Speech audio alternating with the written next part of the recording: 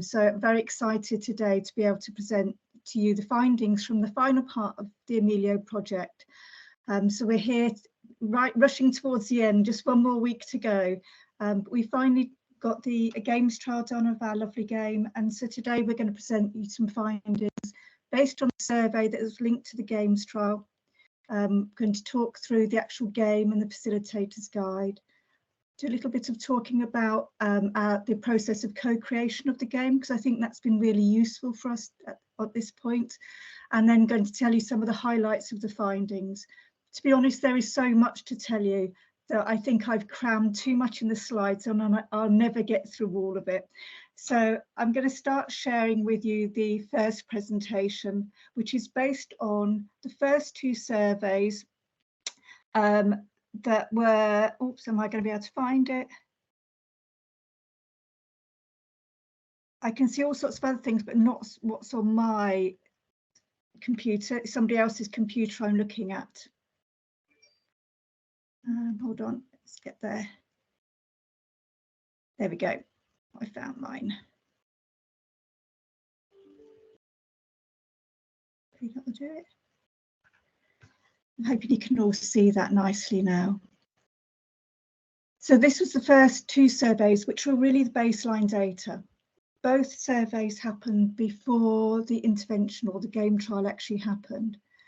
The first survey at baseline was measuring things to do with people's experience of sexting, whether or not they've pressured other people into sexting, looking at consent and their experiences of sextortion. We also included in that first survey scales measuring people's attitudes towards sexting. And in the second survey, which was taken a week later, again ahead of any game trial, we actually measured 3 particular drivers that we thought might be motivating abusive sexting amongst young people. And we did that on a different time, so we are 1 week apart from the other survey, so that we could actually eliminate the problem of what's known as common method variance, so people feeling in one particular mood at a time when they're completing a survey, and that influencing how they fill in all the scales. So actually it feels like it's a much more robust measure. So the aim of this part really of the study was to establish a baseline of sexting behaviours, including abusive behaviours, and we wanted to explore age and gender differences, and also to examine the relationships between the motivations for sexting and the potential drivers of abusive sexting behaviours, because this would then inform further our facilitator's guide of things that we felt needed more work in terms of changing young people's attitudes and beliefs. So how we began with this was actually to conduct a critical review of all the existing scales that were measuring sexting behaviours, particularly abusive behaviours, and to see if we could find anything that had already validated in Brazil or Latin America more broadly. What we found is there was a number of problems with scales that were potentially good, but they didn't quite do what we wanted. So in some instances, scales were saying that they were asking about attitudes, but when we looked at some of the questions, they were actually asking about behaviours. Some of the things were unclear about what people were asking.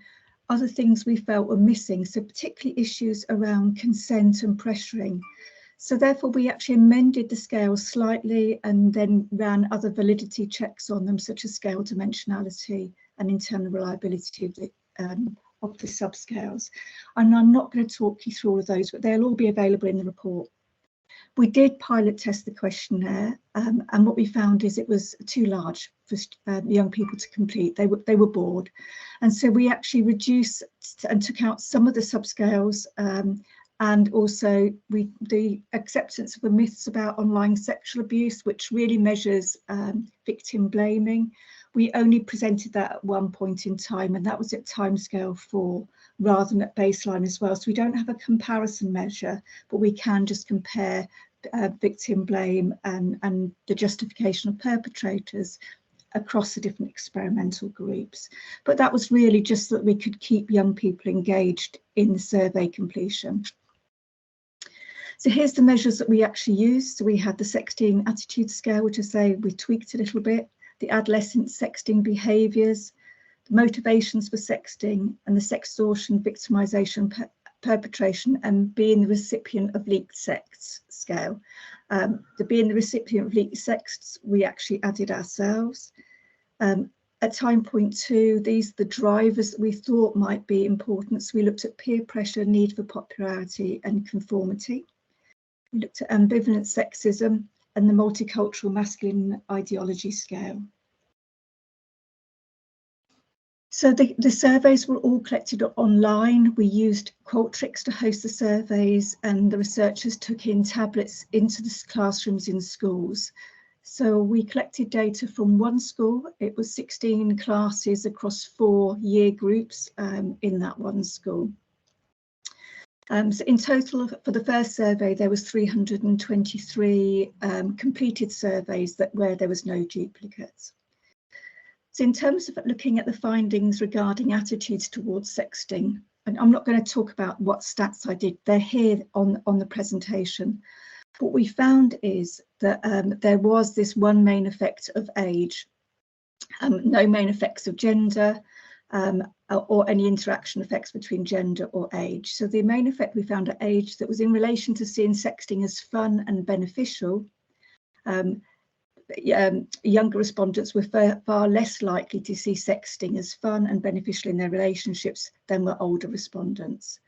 And so it was interesting to note that while age had no impact on perceptions of riskiness or normality of sexting, sexting is much more likely to be conceptualised as fun and beneficial to one's relationships as respondents increasing age, possibly because that's when they're having committed relationships. So if we look at the prevalence of sending sex, then 45.5% of the sample indicated having sent sex within the previous 4-week period. And when we say sent sex, that isn't always necessarily intimate images. That could also be sexy texts. It could be semi-nude images, as well as actual nude images. Some slightly more females than males reported having sent sex, but that didn't retain a level of statistical significance. And with regards to age, there was a statistically significant difference found amongst older respondents who were much more likely to send sexts than their younger counterparts. So we here have a graph looking at the prevalence of sending sex by age. So even if we look at the young people who were 13 in our sample, even though they were in classes where we anticipated them being 14, actually 20% of those had sent sex. 18, it seems to really peak with 90% of them having sent sex. The 19 plus age group was a very small number of participants, so I wouldn't take much value in that proportion suddenly declining. So thinking about to whom the young people are sending sex, then the cursory analysis of the proportions indicates that the respondents who are engaged in sexting, they're most likely to be doing this with people that they refer to as their boyfriend or their girlfriend. They're much more likely to send sexy text, sorry, bit of a tongue twister there, or underwear images than they are to send nude images of themselves. And sending intimate images of other people, many of which might be actually what we class as leaked sex, was only engaged in by a very small minority of respondents. So here we have a table that talks about whether or not people had actually sought consent for sending somebody else some sexts.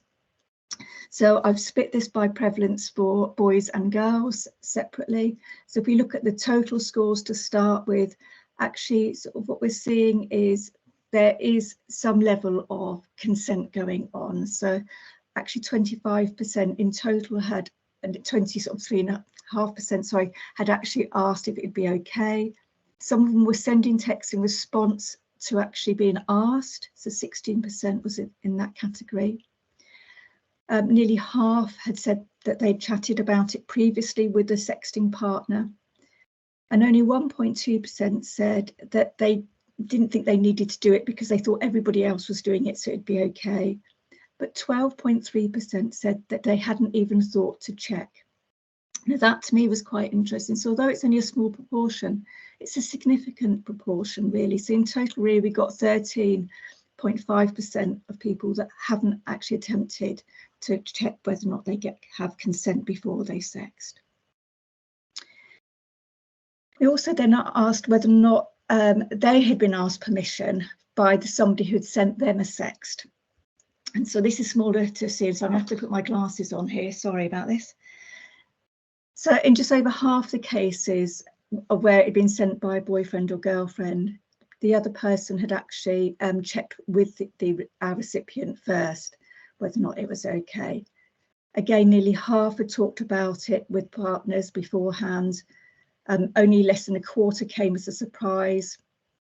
9.1% said they hadn't talked about it but thought everybody else was doing it, so it was no surprise to them.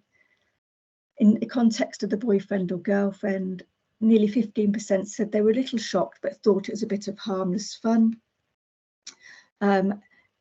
There was a smaller percentage, so 14.1% said they were quite shocked but didn't know how to react.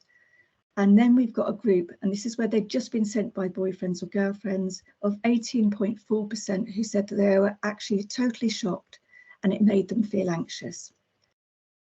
This again is quite worrying. So while people are saying that they themselves have sought consent, what they're saying is other people aren't asking of consent for them. Now I imagine that they're also not seeking consent on the same level that they're saying that they're doing it, but it's about socially desirable responding when we ask the question the other way around. What's important is a number of the young people were sending sex to people that they know in person or that they only know online. And the people that they only know online are far less likely to ask for consent directly or to chat about it previously. So it's much more a case of this is coming to them as a bit of a shock, but they're not knowing how to react. Sorry, not going to move on. So in terms of requesting other people to send sexts, so 31% of the sample indicated that they'd actually requested other people to send them sexts within the previous month. Males were slightly more likely than females to request sex, but that didn't attain a level of statistical significance.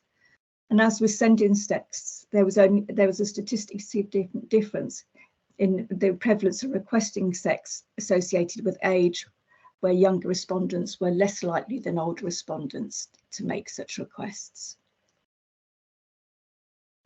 So again, we can see the proportions here on the table. So quite a significant jump from the 15 to 16-year-olds, but we're also seeing a proportion of the 13-year-olds also actually requesting sex of others, which means we're really getting very young people who are very under the age of consent here, actually requesting sex from other people. And there's often in the data, which I haven't presented here today, where there's actually a big correlation between the number of people asking for sex and sending sex themselves. So requesters are much more likely to also be sending sexts. So when we think about to whom the sex are made, to whom requests are made, so with regards to the type of sex requested and to whom the requests were made, as with sending sex, those most likely to be asked to send sex were individuals considered to be girlfriends or boyfriends. However, there's little difference in terms of the types of sex requested, with about 20% requesting all three types of sex. So that's the sext messages, nude images and semi-nude images. Almost 2/3 of those who had requested sex in the previous month reported that they'd only done so 1 or 3 times. So in terms of predicting the likelihood of requesting sex, so here I just conducted Pearson's correlation across all the other scales that we could be looking at as potential predictors. And what we found is the perceived riskiness of sending sex was completely unrelated to people requesting sex. And that becomes really important later when we look at the data from the Games trial. Seeing sexting as fun and beneficial to relationships actually demonstrated the strongest positive relationship to requesting sex. And again, that becomes important later. So the acceptance of sending sex to other people or other than the intended recipients, so leaking sex, and the perceived normality of sexting then demonstrated relatively weak positive relationships with sending sex requests. So when we look at pressuring others to sext, so if we think about asking only once, and if they say no, I don't try again, it means somebody's never pressured somebody else. So really about 80%, 81% have never pressured. The tactics that are used are if someone says no, I try to persuade them otherwise. Nearly 20% of the sample had said they've used that. They ask a few times and eventually give up. Nearly half have used that tactic. If they say no to start with, I leave it a while before I try again. So just over 30% will try that. I persevere and keep asking until they give in. So nearly 11, or just over 11% say they use that tactic. And I tell them this relationship isn't for me if they won't give in, basically. So just over 12% have used that tactic. In terms of gender and pressuring others to sex, then chi-squared analysis computed on the dichotomized scores comparing males and females found that males scored higher on each of the pressuring strategies in comparison to females, and the levels of statistical significant differences were found in relation to the use of persuasion, asking repeatedly, and there was also borderline significance found in persevering until the addressee gives in. So although we've seen that girls seem to sext equally as prolifically as do the boys, many of the girls are doing so because they're being pressured. So the gender difference in pressuring others, as you can see here, there's 3 statistically significant findings and 3 differences that didn't reach level of significance. All the strategies that could be used for pressuring others tend to be used more by boys than they do by girls, and in some cases quite significantly so. In terms of the number of pressure tactics used, again, there's some gender differences. So the observed gender difference this time did attain a level of significance, and males use on average more pressure tactics than females. So males were using on average 2.07, with females using 1.22 tactics on average. And that's just for the people that are engaged in sexting. It's not across the whole sample. So if we look at the number of pressure tactics used by different age groups, I think this is very interesting. The most pressure tactics are being used by the 14-year-olds and then the 15-year-olds. And as people age, they tend to use less pressure. And I think this is because they're possibly in their intimate relationships and things are being done much more consensually.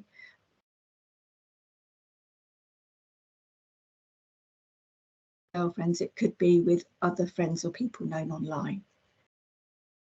In terms of the experiences of being pressured by romantic partners, then across the whole sample of the 309 respondents who actually answered this question, they found that on average a request made to them to send sex to boyfriend and girlfriends found that 50% of the sample had actually received such requests. So females were much more likely to receive requests than were boys, and they were much more likely to acquiesce on at least one occasion compared to boys. Furthermore, the female respondents reported experiencing significant higher rates of pressuring in response to their refusals to acquiesce. However, on a positive note, approximately half the respondents reported that their requesters had actually accepted their refusal immediately. So again, it's a table just with the responses people had to refusals, and as you can see, I've split it by gender differences as well. All of the slides and reports will be made available online shortly, so you can look at these at your leisure later.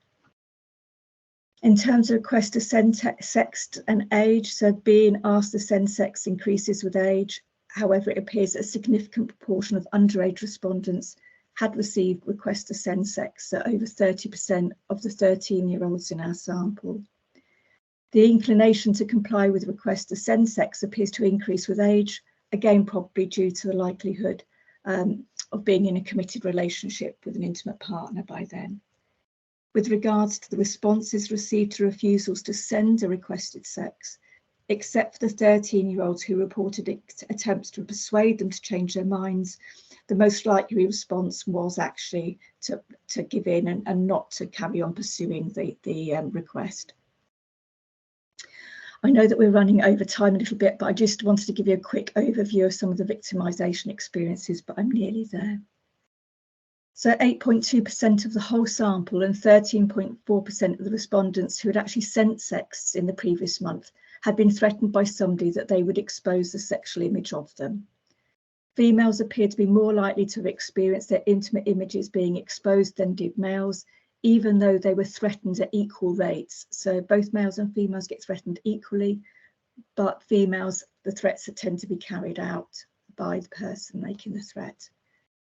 Of those who had received such threats, 30.4% were under the age of 14 years of age at the point they received it, and 52.2% were 14 to 15 years old, and then obviously the other ages. The reported age of the person making the threats overall appears in many cases that they were older than the person being threatened. Of those threatened when they were under the age of 14, nearly 60% of the people making the threats were reportedly aged 16 to 17, and nearly 30 more of them were aged 18 and over.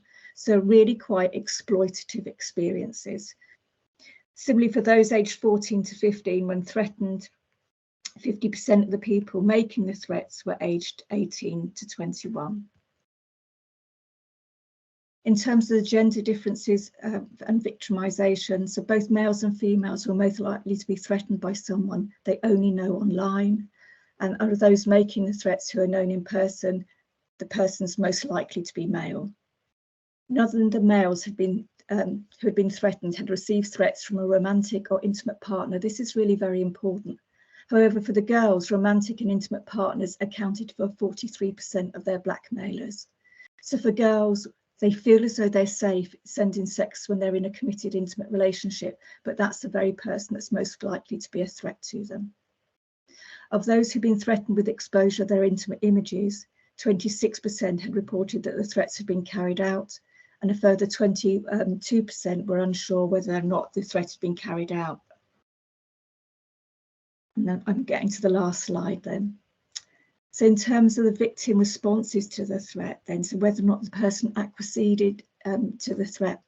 So in 50% of the cases where the respondents had actually given in to the demands, their intimate images were still exposed by the person making the threat.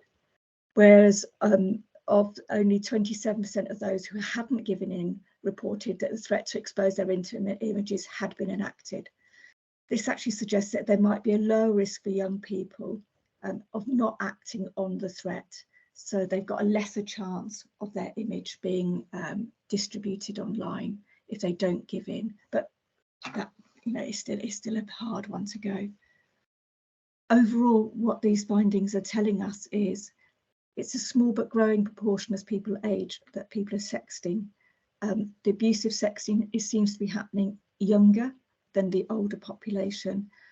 Girls seem to be threatened much more so than the boys in terms of the risks online when they're engaged in sexting. So thank you very much. And I'm going to try and unshare my screen. Did that work? Thank you very much, Nadia. Thank you. Did I stop sharing? Mm-hmm. Yes, that's you have. Yeah. Thank you, Nadia. Are we taking questions after each presentation, or do you want to do it at the end? It's up to you. If people have got burning questions, it might be good while this is in my mind. Oh, do we have any questions? We can give it a minute or so. Yeah, maybe if you want to pose your questions on the chat, or there's also a Q&A button which you could use. So please just feel free to pose your questions wherever it's better. Do we just carry on then, or? I think let's carry on. Thank you. Okay, let's carry on. And you're next, aren't you, Craig? I am indeed. So, not nervous at all. Is this sharing okay? Cool. Yes, okay. Perfect. Thank you. Yeah. Excellent. So, hi everyone. I'm Craig Gibbs. I'm the games producer at the Ni3 Research Centre. I've overseen production on the video game that we've made as a result of all of our research. And the game is called My Friend Anna, and you can see the logo there in Portuguese too, which I won't attempt to pronunciate. So a bit of overview. My Friend Anna is a third-person point-and-click narrative game. So it's a fixed camera. It gives you a nice stylized overview of each of the scenes. It performs really well on mobile and a range of devices as well, which is another benefit of that layout. we tell the story from the perspective of Lucas, who is a 15-year-old boy in Brazil, and his friend Anna, who's experiencing online CSEA and a coercive and abusive relationship. So by playing as Lucas, the player gets to witness this happening to Anna and try and, you know, step in and give his advice and see what Anna does go through as a result of it. Through Lucas's experience of trying to help his friend, the player is taught about the effects of online and offline CSEA, identifying coercive relationships and the role of technology and more. So we have a fully mocked up mobile phone system where the player can explore historic messages and chat history and so on from Anna's abusive partner or ex-partner rather, showing the full range of the abuse and how it's built up over time. And as previously mentioned, the game is currently for Android and Windows. It can be hosted as a WebGL game and played in browser as well, purely dependent on the amount of hosting that you've got wherever you wish to host it. So a bit about the characters. You play as Lucas, 15-year-old male best friend of the victim, who's a predominantly good person. He's very supportive and motivated to help others. He goes above and beyond to try and help his friend Anna in this situation over the course of the game. And he's the sole player character of the game, so the player sees everything through this perspective as Lucas. Anna is his best friend. She's been dating an 18-year-old Raphael for the past year. They've recently broken up, and she's got these abusive messages and a history of messages, coercion, and attempts to get more out of her, trying to persuade her to go back to him. And like I mentioned previously, we showed this via the chat history and other contact attempts that are being continuously received. We tell a lot of the story via the mobile phone, via Anna's mobile phone, which gives us the possibility to really dive into these things, particularly with chat histories and social media. She's recently begun another relationship which infuriates Raphael and sets in motion the events of the later chapters. So this abuse ramps up to a point where she does leave home and runs away from home, and it sparks the player as Lucas into looking for her, trying to piece together where she's gone. Obviously, the involvement of adults and the relevant adult figures in that life, the parents, the aunt, the mother, and so on. And she's gone missing, having told those around her conflicting stories of where she is. So she's told some friends that, you know, she's staying with Lucas, and that's obviously immediately seen through. So in terms of character inspiration, we do have a few characters in the game. We have Anna and Lucas, of course. We have the range of friends as well, the school friends, the adults in the game. We've got Lucas's mother, auntie. And we came to these character designs via quite extensive conversations and reference materials gathered by our partners in Brazil, both from the University of Londrina and via Promundo, who were really, really valuable in giving us all this information and material to work with. Because obviously, as a team based in the UK, there's only so far we can go with making this authentic. And ultimately, the goal is to make it as authentic as it can be. So we took all this feedback around social demographics, hairstyles, clothing, skin tones, and we took all of this combined with user reference group feedback to drive our character development and get to the final characters that we've got in the game. And the same, as well as appearance, also went for speaking and mannerisms. Had to make sure it was as authentic as it could be, given that it was being played by participants in Brazil. And it was an iterative process, so we went through a series of reviews with the team until everyone was happy. And just as with the characters, we did the same with environments. We went through a series of reference images, lots and lots of photographs on location taken by our partners in Brazil, which helped us create some of these environments to make them look authentically Brazilian. And feedback again from the reference groups was also invaluable. We went through initially 3 series of reference groups to gather feedback, and one of the key things we asked was how authentic are these environments, and we presented them step by step. Is this authentic? What would you change here? And all of these little changes led us to the finished game. The game itself, as Lucas, the player does get tasked with taking part in conversations and making decisions and how he'd choose to respond to different lines of dialogue. And it really puts the player in Lucas's shoes and allows them to immerse themselves in the game and make different choices based on what they would pick in this situation. So we're giving them some authority there to make these decisions as Lucas, which is really we've had some really good feedback on that as well. Throughout the game, we direct the player on what to do via giving them objectives in the top right of the screen at all times. So it may be, you know, find your bag, pick up your phone, go to the kitchen, all of these little things. We just always direct the player to where they should be going. So while they can explore each environment at their own pace, they're still always kept on track and they're never lost or, you know, wondering where should I be, where should I go. So we've tried to cut down on frustration and also playing time quite critically. As mentioned previously, we do have this full mock-up mobile phone system, and we're we're able to show SMS messages via that, tied in with the dialogue system as well. So the player can make choices on how to respond to different text messages. It also enables the player to view historic chat messages that Anna's received from her coercive and abusive ex-partner. And it also allows us to cover issues such as data privacy and ensuring that personal data is always removed from a device. And when we cover this via the locked threads app, we call it, which is a mock-up social media app in effect, and it's got a passcode on it. So I won't get into too much of that, but it's private. I'm going to show the trailer for the game now. So this is about 1.5 minutes, 2 minutes long. And I'll just let this play. And it'll show some of the gameplay, some of the mini games that we've created, as well as a little bit of the music and story.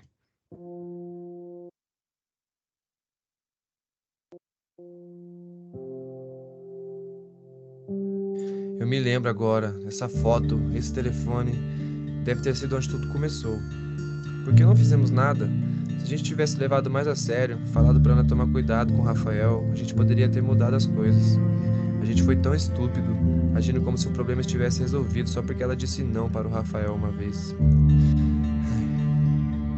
Oi, Lucas. Oi! Você está aqui por causa da Ana, certo? Ela está no quarto. Você pode passar lá se quiser. Ela está? Que bom. Obrigado, Camila. Sem problemas. Eu não posso acreditar que Ana realmente está aqui. Eu preciso ir vê-la. Vou direto pro quarto dela.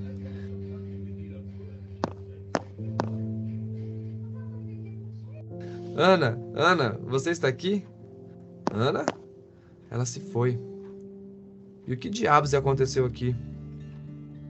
É um caos completo.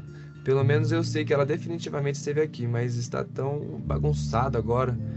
E a janela está aberta. Oh, não.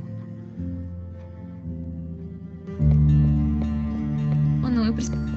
Chega, eu tenho que fazer algo sobre isso.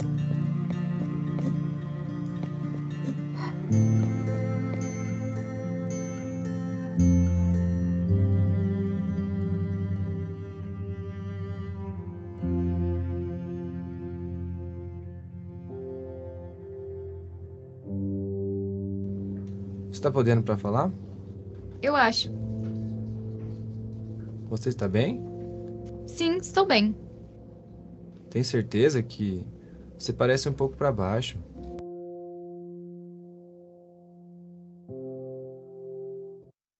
So I hope that was informative as to, how the game looks and plays. And as mentioned, some of the mini games were shown in there as well, such as the cooking mini game and the running mini game.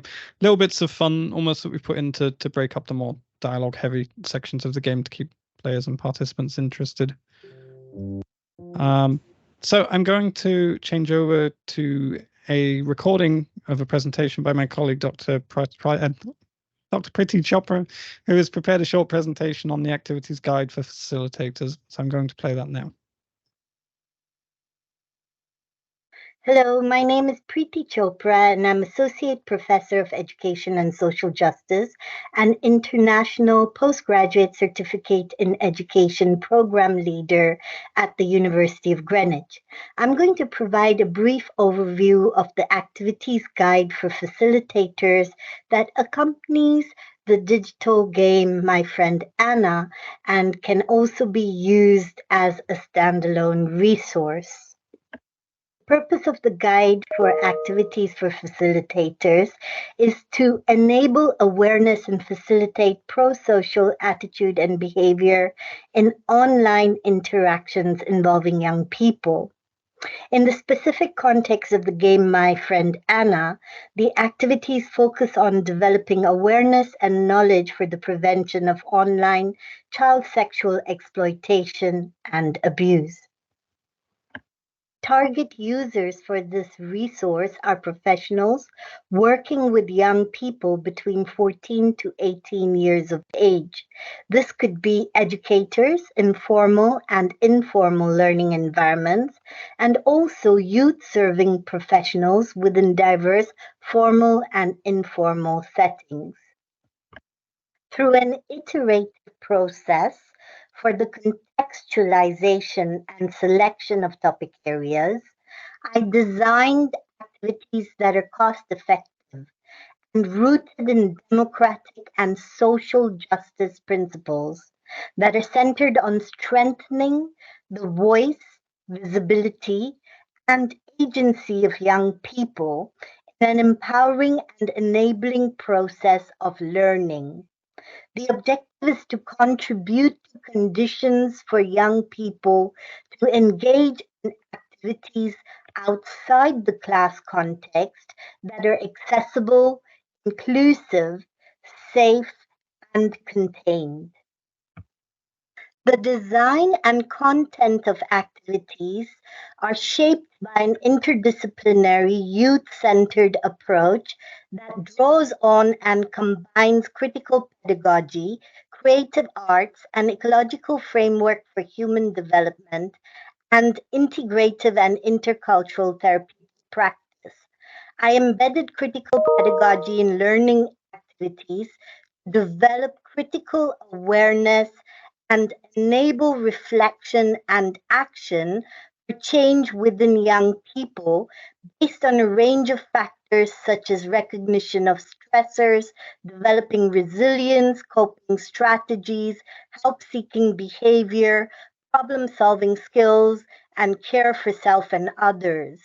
I integrated creative arts to enhance self-expression, co-creation, and multimodal ways of noticing, expressing, and challenging lived realities, and to build awareness, reflection, and potential for transformation.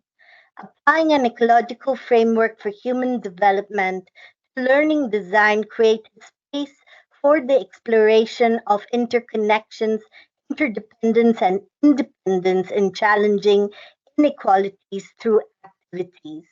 Integrative and intercultural therapeutic practice is drawn on to facilitate sustainable well-being and develop empathy to function in safe and respectful ways in online interactions. I use an adapted flipped classroom approach, which is responsive to the issues of large numbers, limited space, limited time, and restricted curriculum within the context of formal school classrooms. So the designed activities are for individual and group learning outside the classroom context, yet these do provide opportunities for teachers to explore integration in existing teaching content and curriculum. So it focuses on the development of intrapersonal skills such as self-regulation and recognizing and managing the need for peer approval, and interpersonal skills such as active listening, empathy, communication, and cooperation, and skills of inquiry that involve formulating questions, gathering and using data or information, critical analysis, and developing evidence-informed decisions, as well as assessment and identification and management of risk and evaluating social norms and peer interactions.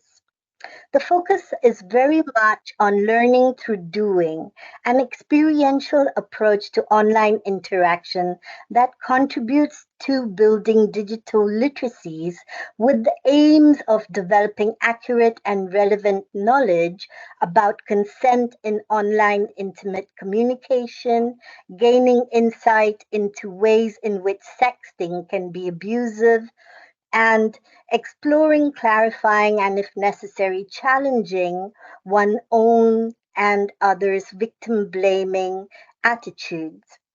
It also focuses on enhancing understanding of safe and respectful online interactions as a part of good online citizenship practice, leading to the outcome where young people should demonstrate the ability to reflect on and assess their learning in the context of their lived experience of online interactions to practice safe and respectful online interaction. Resource covers 4 topics which provide guidance for educators on introducing activities and providing instruction for the activities to young people. The activities can be adapted and made context relevant, so are open and can be selected and used in age-appropriate ways. Activities are connected to the key learning in the My Friend Anna storyline that is provided with other resources within the document. Activities consist of an individual activity, an extended activity for group learning, and suggestions for checking and documenting learning. The activities are centered on what is consent in intimate online communications, why sexting can be abusive, how to prevent and challenge victim blaming, and what constitutes good online citizenship practice. Thank you for listening.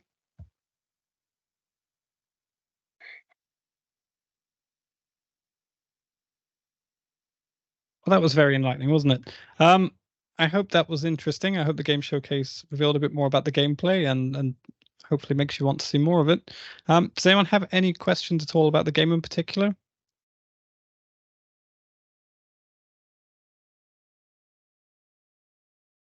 I guess not at this stage, but if you do, just leave them in chat at any point. I'll be around for the rest of this symposium, around to answer any questions or queries. So I believe we're back over to Nadia. Thank you very much, Craig. That was fantastic. Thank you. I'm just going to I'm going to talk a bit now about the co-creation process, which was really all of the work of Rodrigo and Liz at Promondo. So I'm just going to be presenting that for them, really. Right, if I get to have I done the share screen? I haven't, have I? I've just gone on. Not yet. No, I was just Not looking yet, at Nadia. Yeah. Right, let's get that up.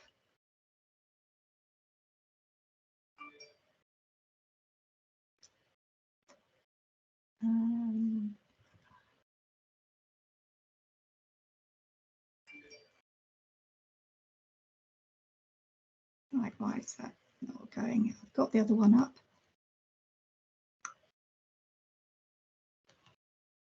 So we just bring that up again.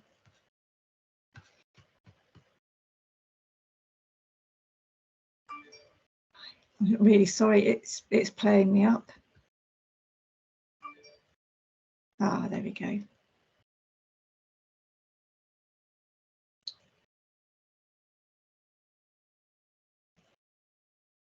There we are, it's coming on for us.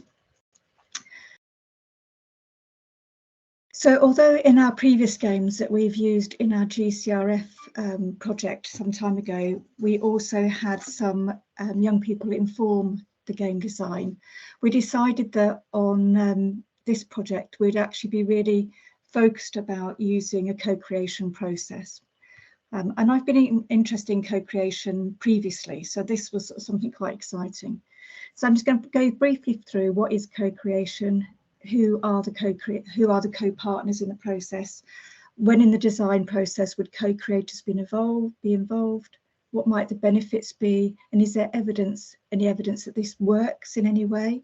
I'm going to do this in the context of using Emilio as a case study, looking at our co-creation process and what our aspirations were, thinking in terms of both direct and indirect contributions from our co-producers or co-creators, as we came to call them, impact on the design and content of Emilio as an intervention, and Craig will be able to tell you way more than I'm going to put on here, but we're just flagging some of the things that really got changed because of their input, and then reflections on improving the process. So there's a massive terminology around the whole concept of co-creation. So we have co-production, co-design, co-develop, co-construct. And some people say you can use these terms interchangeably, whereas others say, well, actually, this part relates just to this part of the process or this type of co-producer and not others. So after lots of thinking, we've gone along with the idea of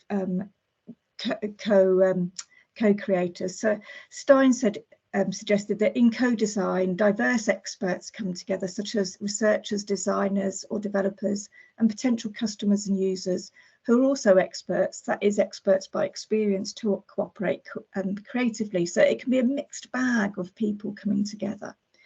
Sanders and Stapers, they use the term co-creation to refer to any act of collective activity, such as creativity that's shared by 2 or more people. And they use the term co-design in a more narrow sense to refer to the collective creativity as it's applied across the whole span of a design process. Well, what we think about why do we use co-creation, and a lot of the work I've done around service design, really, particularly for victims of serious crimes, everybody seems to be jumping on this bandwagon of we've got to get end user involvement. End users need to be there. And then if you go to look at it, why is that? Why do we think that that's important? Now, some people will just say, well, it's virtuous to do that. They should be involved. It's that nothing about us without us, so taking people on board. It could be that actually by having people like end users on board, you might increase the actual effectiveness of any intervention or the service. I'm going to have to really stare at the screen, sorry, because I can hardly see now. It could be that the fact that just by taking part in the process provides some element of empowerment to the people that become the co-designers, so particularly those that have got lived experience of a problem or are the end users. So rather than feeling something's being foisted on them, they're feeling quite empowered.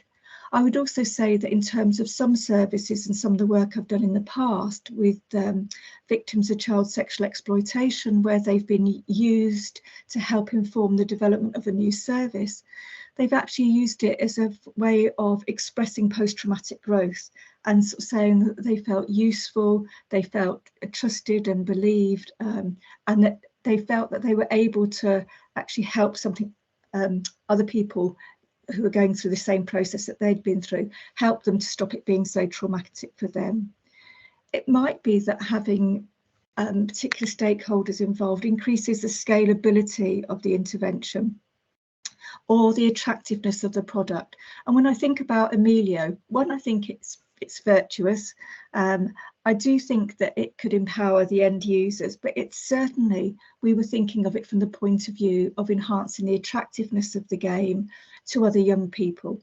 I mean, Craig's a lot younger than me, as you'll notice, but we're not quite the age of the young people that are intending to play the game. So actually we're needing those views of other young people.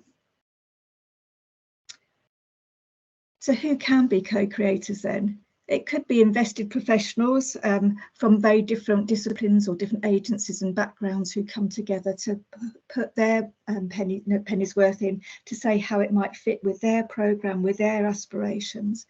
It could be in terms of service delivery, it could be service users, so who we'd know as experts by experience. But that's very different, because somebody that's experienced something, so let's say somebody that experienced online sexual abuse, if they were to come and inform, they would have a very different view.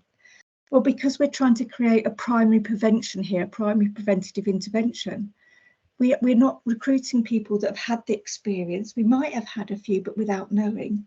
But what we're trying to do is make the game attractive to a whole group of young people, sort of universally, so that actually we'll hopefully capture some people to prevent them from engaging in harmful behaviour. So co-creators are quite a diverse group. And within the context of Emilio, I would say the co-creators were our end users, our reference group of young people. They were our other researchers on the project involved. They were our game designers. And Craig, you had the most fantastic team behind you of people that were able to translate the games into a wonderful narrative and to do all the design work. It was a really great team effort, wasn't it, of everybody working together. And for me, that was the magic of this. So if we think about code design outside of Emilio, there's a number of different positions within the process where co-creators could be used. It might be that we've got experts by experience that become instigators of a new intervention or a new service. They realise for themselves that there's something missing and something's got to happen. So it's going to come up directly from them, and they might then form partnerships with people that can help them. It might be that the experiences of end users who inform the initial blueprint of a project that other people recognise, such as researchers recognise as a problem, or policymakers or practitioners recognise as a problem, and then they employ end users to try and help design the intervention. It might be that co-creators inform the blueprint of subsequent iterations of an intervention. And that's certainly what our user reference group did. So although they came on quite early in the project, we'd already got a plot line going, but we'd produced the plot line from interviews with the young people and focus groups with young people. So we'd had a different group of young people feeding in and telling us about the problem. What happens in most of the time is actually co-creators evaluate the intervention, service or product. So often we're getting end user feedback at the end of a service, at the end of it using an intervention, and using that to try and make changes to improve service or provision. It could be that the co-creators become central to the dissemination and rollout of the intervention. And what we're hoping really within Emilio is that we're using these 4 stages towards the end, not necessarily coming from the experts by experience, but the other 4 stages. There's a debate over whether or not co-creation input has to be direct or indirect. So lots of people will argue it has to be direct. It has to come from the voices of the end users or the people that you're using as co-creators, and it has to be what they say that shapes it. I would argue that in terms of an intervention where it's a primary intervention, so people don't yet have experience of the issue, that actually that might not be true, that we might actually need both direct and indirect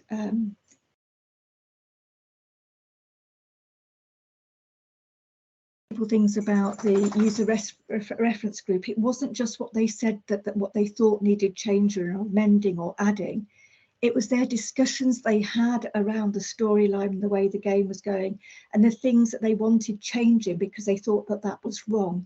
Well, some of those things, particularly, which we'll come on to, the issue about the victims being very passive, that's very real, and that's how it translates in real life. But it's against what people intuitively feel. Now, we didn't want to change that in the game because it would have then not allowed us to challenge those misperceptions around victim behaviour. But what it gives us is the fact that we recognise that more work needs to be done to actually challenge those views later on. So for us, the co-creation process was quite cyclical.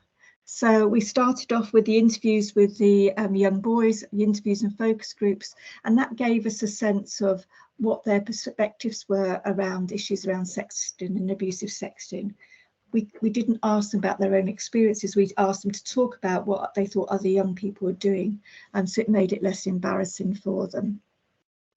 From this and our initial literature review, Craig and his team were actually able to start developing a plot line, and working with our partners in Brazil, we're capturing photographs of Brazilian schools and architecture and landscape and things to start building on.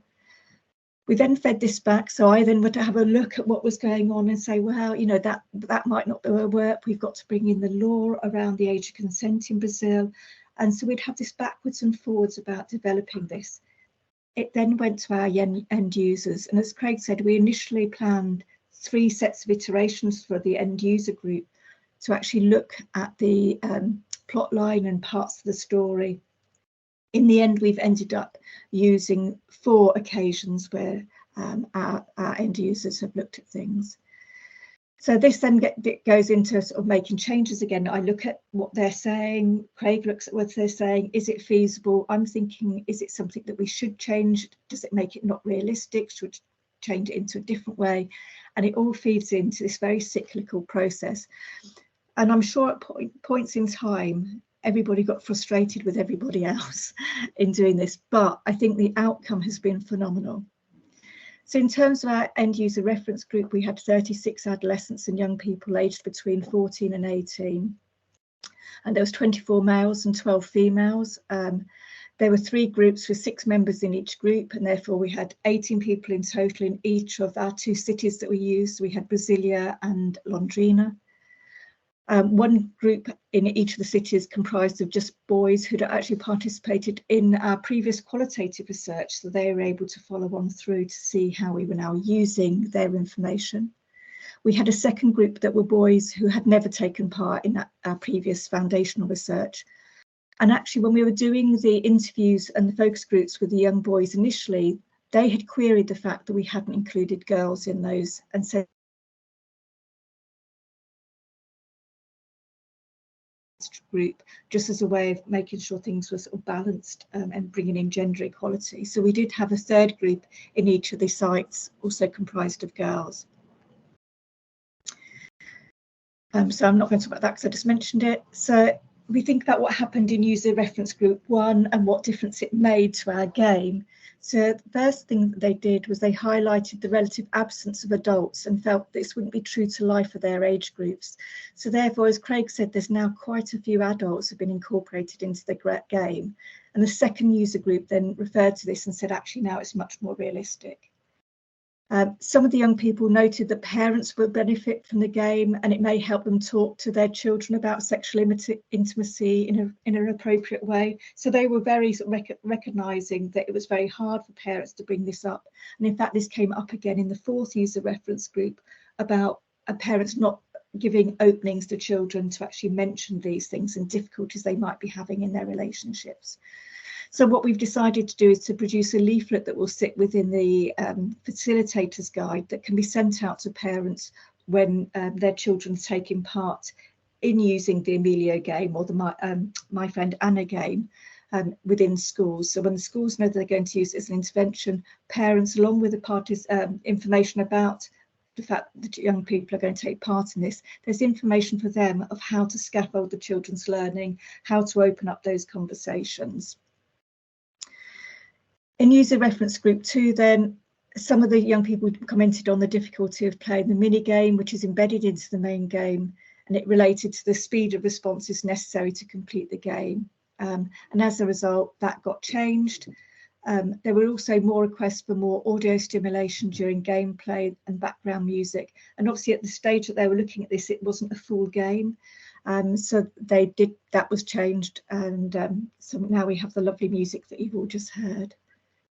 So some said about the running scene that they wanted a visible predator to chase Anna during that running scene, but we decided that that wasn't practical, and hopefully that the running scene would fit better in the context of the other scenes rather than seeing it just in isolation. So some of the young people said when the options for different verbal responses were given for the player to choose from, these were often very similar to each other. So those were changed to create a greater sort of difference between them. There was a suggestion to front load the instructions for gameplay at the start of the game, so that was actually taken on board. There was a sense that some of the dialogue sounded a little too formal, which distracted from the realism. And we thought that might have been a translation issue, so that's now been amended. And some felt that the lake scene at the time felt very empty. And so since then, Craig and his team have actually reworked that and pop lots of foliage and other sort of dressing around the scenery. In terms of the indirect impacts of the intervention then, the end user reference group said that there was a very dominant sense of gender role identification, with girls being referred to as emotionally weak and vulnerable and boys as being protectors and avengers. So we decided that rather than change that, as I say, within the game, we would make one of the classroom activities within the facilitator's guide to actually explore gender norms and differences and to consider how this feeds into risk for online abuse against girls and the implication it might have for how boys might be treated if they're victims. There's this expectation that adults wouldn't be supportive of teenagers who are victims of online abuse. And again, this needs to be considered as part of the help seeking in classroom activities. This comes across quite a lot of the fact that adults won't have any understanding about online issues or issues to do with intimacy, forgetting that many of us were young at one point in time. We may not have had the internet when we were, but we've sort of gradually learned to have these things. And that actually can be preventing, that belief can be preventing young people from seeking help. And what we do know is, particularly with teenagers, is when they do seek help for any form of sexual abuse, they tend to go to their friends who often are not in a position to know how to help or where they can go for help. So actually their help seeking ends at that point. So to encourage greater help seeking from adults, particularly knowledgeable adults, would be really helpful. In the end user reference group 2, it became apparent that young people found it difficult to really understand the passivity of the victim in not seeking help. And as I said earlier, we didn't want to change that. It's something we want to challenge, the fact that victims don't they act in ways that people think they act quite passively, and it's not understanding the grooming and the coercive control that they might have been put through. Sorry, I think one of the dogs has decided to have a little shout. And actually, I've just realised I've pulled up the wrong set of slides, because I've got the new ones that have got the later reference groups on. I wanted to talk really about what the young people, particularly from reference group 4, had said. And that is actually they felt a high level of pride in taking part in the user reference group meetings. They felt very privileged for the fact that they'd been chosen to be the co-creators of this game, and wanted to seek out other opportunities to do that. So for me, that was really, really important. They had really enjoyed the process.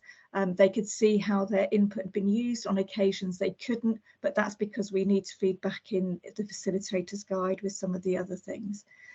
It has been really useful in seeing what they come up with. I feel that we've made the game much more authentic for them, and user-friendly. So thank you very much. That's the end of that one. If I stop sharing. Has anybody got any questions about the co-creation process before I move on to the next slide? Oh, hi, Mikhail, I can see your hand up.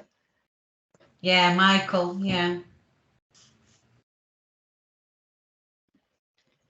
Oh, I can't see anything at the moment. I'm just trying to. Yeah, it's Michael. Let me try and see if I can let you speak, Michael. Allow a microphone. You should be able to speak now. Okay, can you hear me? Hi, yes. Mikhail. Yes. Okay, good. Hi. I really think this co-creation is a very interesting approach. The theory of using them is quite convincing, and I would even say obvious. And if we put this thing about indirect and direct inputs aside, I'm just going to look a little bit on the flip side. Did you ever have to put the brakes on the co-creator process? Can you better describe a little bit the limits of using co-creators? Did you ever have to overrule the co-creators? Because I think the rosy side is obvious, but I have the feeling that there's something luring in the background that I should know about. What do you think? Yeah, I think Craig can really come in with that, but there's certainly some of the recommendations that people made weren't possible, were they? It was a case sometimes of some of them being really good suggestions in theory, but just being totally unpractical or impractical when it came to actually developing and implementing them. Because it might just be that these ideas were way beyond the scope of what you had time for, or they were just not compatible with anything else you were doing. So they might have been good ideas as suggestions, but without the grasp of the time taken to implement some of them, or how suitable they might be, it was sometimes really difficult. The other thing to add as well. Yeah, the other thing to add as well is that in co-design and co-creation, it doesn't necessarily mean that every suggestion is taken into account. It's actually just ensuring there is a level of participation and feedback from the users to ensure that the output is as good as it possibly can be. But of course, within the time constraints, and that's the other problem of co-creation processes, they actually are very much time consuming. But anyway, there are benefits, of course, very obvious ones. I think, Mikhail, one of the issues that might come up is the fact that people feel devalued. And I think one of the difficulties we had is we were doing it, everything was having to be passed between people. So whereas ideally Craig would have been in the meetings with young people and been able to sort of feedback immediately, it was having to go back via Rodrigo and Liz, because Craig and I don't speak Portuguese, and the young people his English wasn't that good, so they could just do their discussions properly. And I think that might have actually hampered, because I think we could have given feedback really quickly and spontaneously in the meeting if Craig could have been there, or if I could have been there where they were talking about things that I wanted to talk to them about, like the victims being passive. Thank you. Thank you, Mikhail. Any other questions before I move on?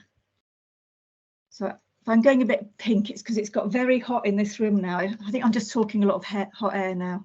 So Craig, if I just try and share again, will the other slide come off, do you think? You can try.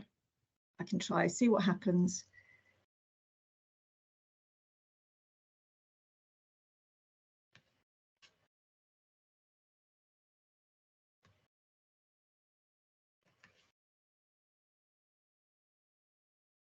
Has it worked? I think so. Yeah, you're good. Excellent. Okay, well, I can't see you now, so you'll have to just bear with me. So now we're going to talk about what happened during the actual... Nadia, sorry to disturb you, but you're not on presentation mode, if you don't mind just putting the slides in presentation, and then, yeah, because we can see, oh, there you go. I think now it's getting on. No, I can't see it now. Now I can't see it either. It's all black. Sorry. Right. Just leave it as it was then, yeah. Let me go back and do it again then.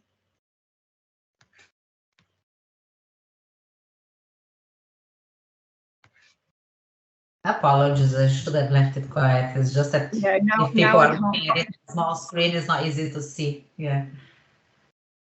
Yeah, now I can't find it. Typical. You just try and come out and go in again. You're not sharing a screen at the moment, so that you know. No, I am trying to, but I can't find the presentation now. I can share it if it's helpful. Could you, Craig? Yeah, because I'm just getting not hot now. Thank you.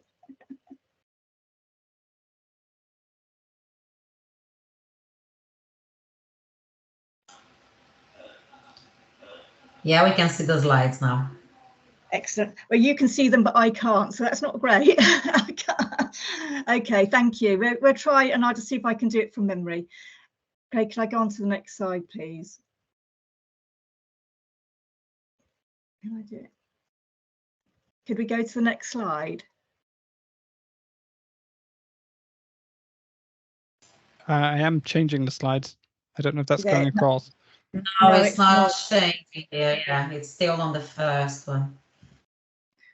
Well, we're going to have a few. I'm going to blame it on the heat, the technical difficulties. No,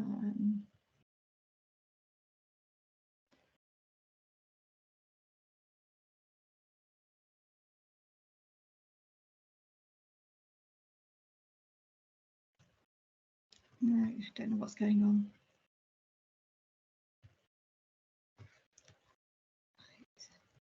I'm trying again from this end, Craig.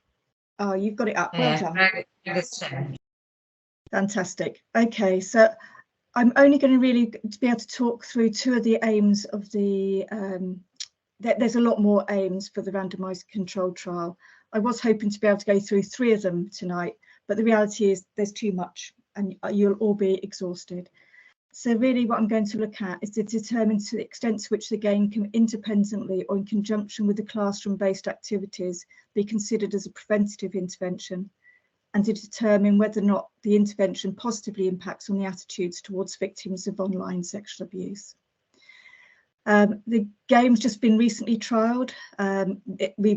This is hot off the press. I have just been analysing over the past few weeks and all day today. So it's very, very hot. The classroom-based activity isn't anything that's from the facilitator's guide, because the facilitator's guide is being developed alongside as we're finding all the findings out, so we can make sure we're targeting the right things. So it was something sort of different. So I just talk you about. Can we go to the next slide, please, Craig? Thank you.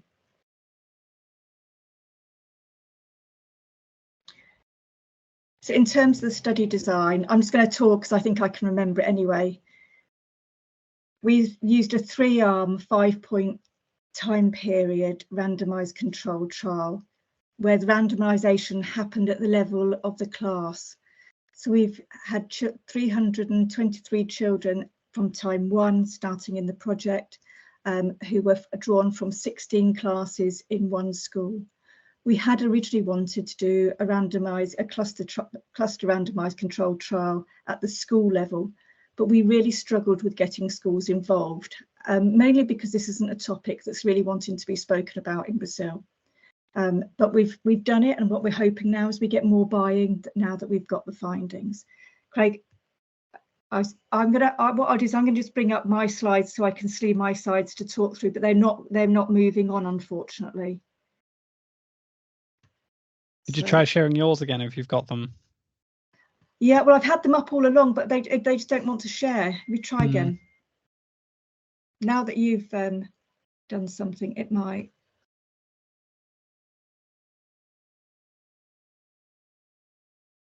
Yeah, it's just not seeing anything to do with PowerPoint. Could you try just going to share and then window instead of the PowerPoint section? Oh, okay. I'm doing window. Yeah. That's what I'm doing, and it's not. It can't see them. But you could try your full screen as well. Okay. Right. Let's try that one. Now I need to. If I bring up my screen. It's funny because I can bring up my screen, but then I can't see the. So if I just do it, can you see it when I put it up full screen? Can you see it? Can't see anything at the moment. Try. We can. Yeah, we can't. At the moment, you're not sharing anything. Yeah. Okay. So if I do share that, and then if I put my presentation up, can you see that now? Yes. Yes. Okay. Excellent. There we go. We're good. Yes. So the three arms then were the different experimental conditions. So a control group, which was a no focused intervention group, and we had two intervention groups. One group where the young people only played the game, and they played one chapter a day over a 5-day period. And the other group where again, young people played the game, but at the end of the week, after finishing playing the game, they also engaged in a classroom focusing on their learning from the game. So as I said, the students were drawn from 16 schools across 4-year groups from Londrina in Brazil. So the 5 time points, then we had 2 baseline data collections, which I've mentioned when I talked about the survey data. So we got the baseline the week before the trial. We had the pre-trial data collection point on the Monday before the game was played, for those that were playing the game. On the Friday, after the game had been played, or at the end of the day anyway, on the Friday, the young people filled in survey time 3. 1 week following the intervention, which was 1 week follow-up, we had the 4th survey, and then a month follow-up, which is a total of 5 weeks after the intervention, was the time 5. So we've got a longer time frame than we've used before. So in terms of the measures, the same ones I presented in the other presentation, and in addition, we posted these other ones as well. So we got the attitudes towards sexting scale, which was used at time 3. At time 4, we had adolescent sexting behaviours and image-based abuse misacceptance scale, which is the one that only got presented at time 4. And then at time 5, we went back to adolescent sexting behaviours, sextortion, victimisation, perpetration, and being the recipient of leaked sexts. The idea being we didn't give the same scale because it was just too big and unwieldy at each point in time. We also presumed that actually there'd be a change in attitudes before there was a change in behaviour.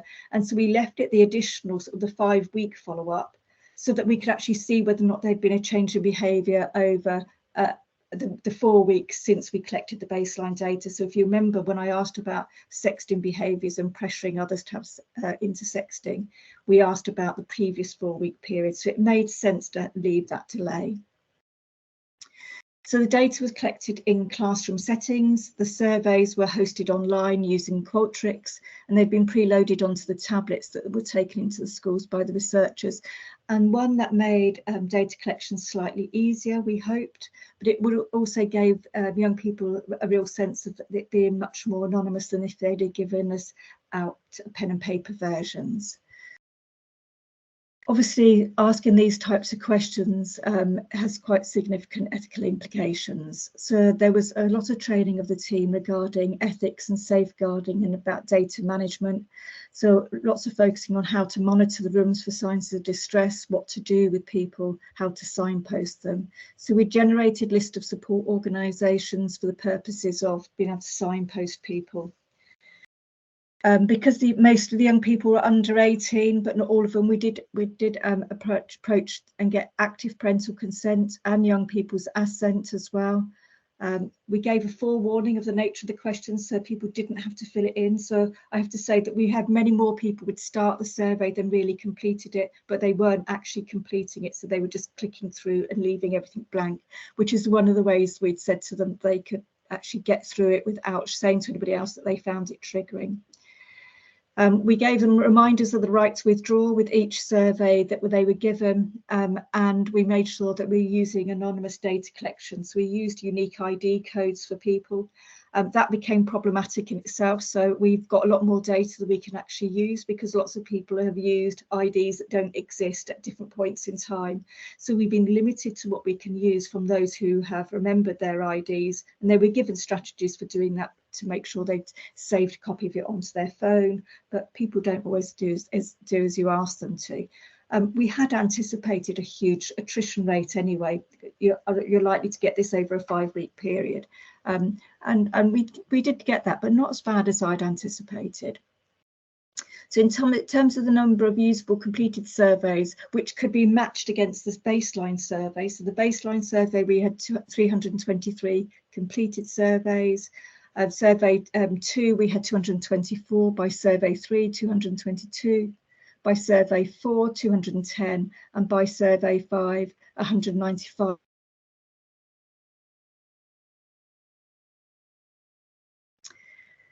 So in terms of our findings then, so the first one was looking at the attitudes towards sexting, and this had 4 subscales. So sexting can be fun, sexting is risky, it's okay to send sex to somebody that wasn't the intended recipient, so leaking sex, and sexting is just normal behaviour with the 4 subscales. So in terms of sexting is fun then, the analysis using a mix between within and over revealed a borderline interaction effect between time, experimental condition and sex of the participants. So while the scores across the whole sample diminished from baseline to post-intervention, males in the game and discussion condition demonstrated a significantly larger reduction in scores on the sexting is fun subscale at the post-intervention stage, and that reduction in scores was largely maintained at 1 month's follow-up. So actually the discussion and the game together really seemed to have an impact. There was also a main effect of sex of participants, with males viewing sexting as fun more than the girls did. So here's just a demonstration of what we're finding. So although they were all quite similar at baseline, at time 2 we can see this dramatic reduction in seeing sexting as fun for those who had the game and discussion, and that change staying. We also see the same change staying for the control group and the game group. Now, obviously, we don't normally want to see a change with the control group, but what we're finding on previous games trials with our other games, because we've done this all in one school, people talk. It's very exciting being given an opportunity to explore something like sexting in questionnaires and having the game. So unfortunately, there tends to be a leaking of information amongst young people in informal spaces, which we can't control. But what we can see is this is a significant difference of the game and discussion. This is where it becomes important really to do these trials where you're randomizing at the school level. So when we think about sexting is risky, then the analysis revealed no interaction effects of time, experimental condition and sex of the participants. However, there was a small interaction effect between time and experimental condition. The scores at post-intervention and on the 1 month follow-up stages were substantially lower than the scores at baseline for both the control and the game only group. But for the game and discussion group, while the scores had initially declined, so seeing sexting as less risky at 1 month follow-up, they almost returned to their baseline values. So they're therefore suggesting that overall sexting is less likely to be seen as risky at the second point of data collection across all the experimental groups, and the perceived riskiness further declines 1 month follow-up for the control and the game-only groups, but increased again between the immediate post-intervention and the 1 month follow-up with the game and discussion group. I'm just going to try and get you to be able to see that image. Now, you remember when I said before that when we looked at whether or not this attitude, this sexting is risky attitude, linked with requesting others to send sext, and that there was no relationship. So although this looks as though young people are seeing sexting as less risky following the intervention, I'm not sure that we should be worried by that, because if it has no impact on their actual behaviour, then it's not something we should worry. It might be just the fact that in their discussions and in the learning from the game, they've recognised that there's safer ways of sexting than what they currently do. So looking at whether or not it's okay to share sex beyond the intended recipient, the analysis revealed a small borderline interaction effect between the experimental condition and the sex of the participants.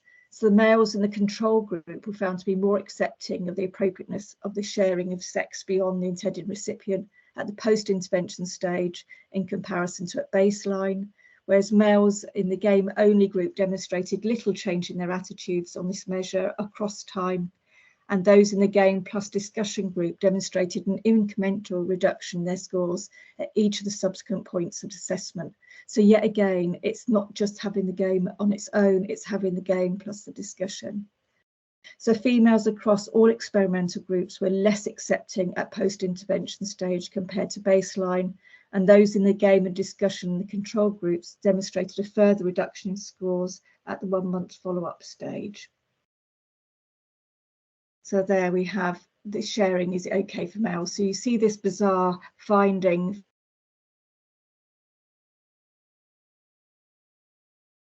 Now, part of me wonders with this, particularly for the girls, let me get to the girls one, who show this, the discussion part of the sharing is okay.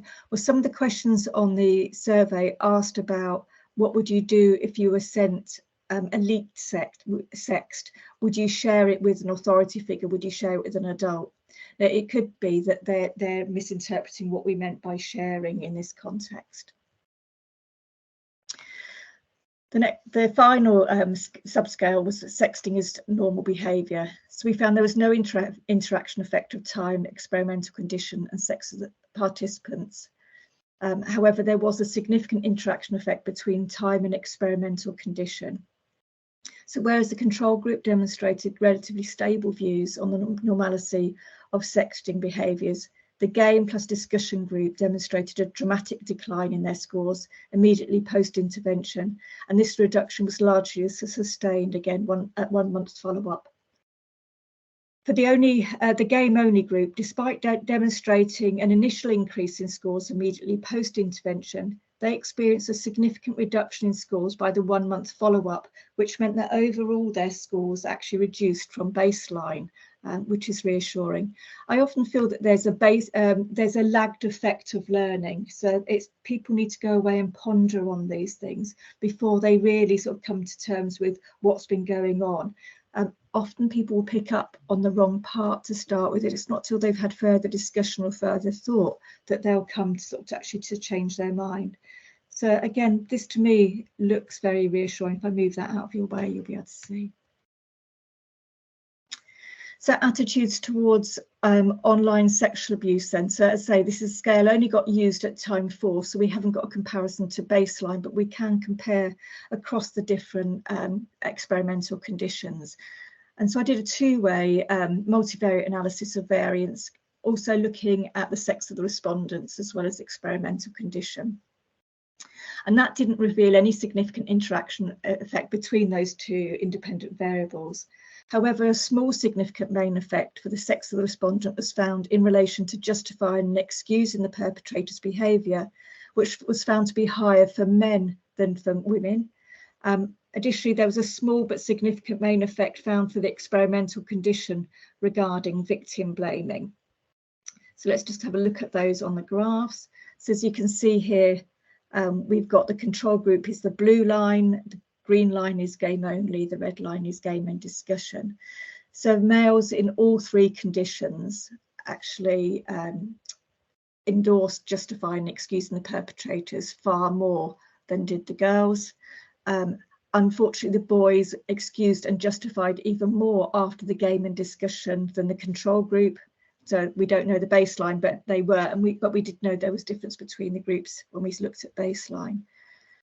And for the girls, they were also endorsing high rates of justifying, excusing if they had been either in the game or the game and discussion.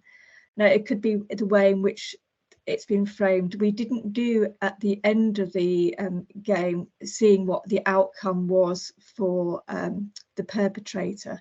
And it might be this is something we need to follow up in the facilitator's guide and the activities that we do with young people. What's more reassuring, though, is the impact on victim blame or the association between the experimental conditions. As we can see in the control group, both males and females, although males got much higher levels of victim blame than females, what we're seeing is being much higher than in either the game or the game and the discussion groups.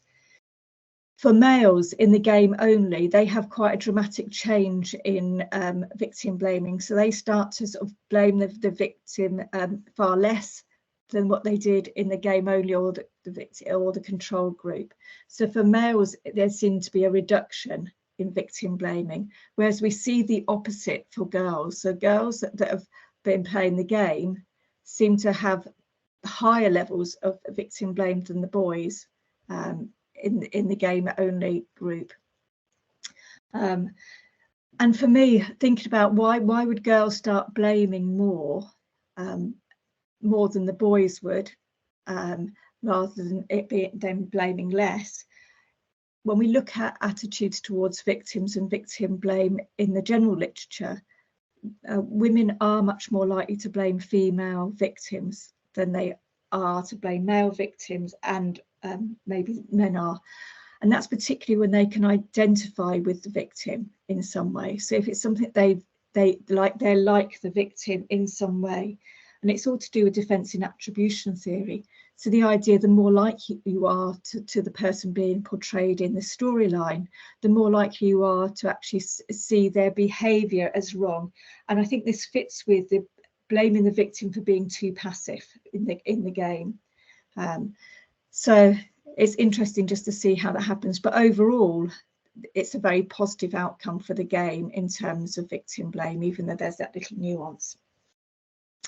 So in terms of the limitations of the study then, no study is perfect. As I say, we had quite a high attrition rate across the time periods, which we'd expect. I think the key problem is doing the game all in one school and the problem of leakage across times.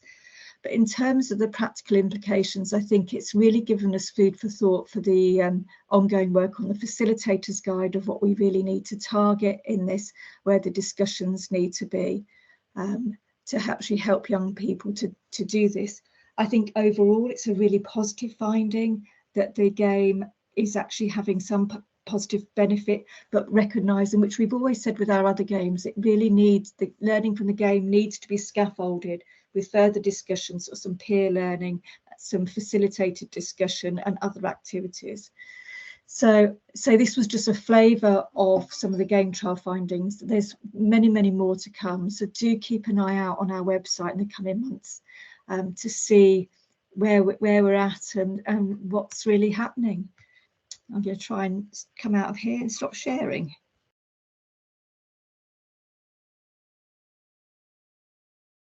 There we go. Thank you, everyone. Maybe, thank you very much, Nadia. I don't know if there are any questions. I know some people are leaving already because we are slightly late, aren't we? So, but if there are any questions, I'm sure we'll all be happy to answer them.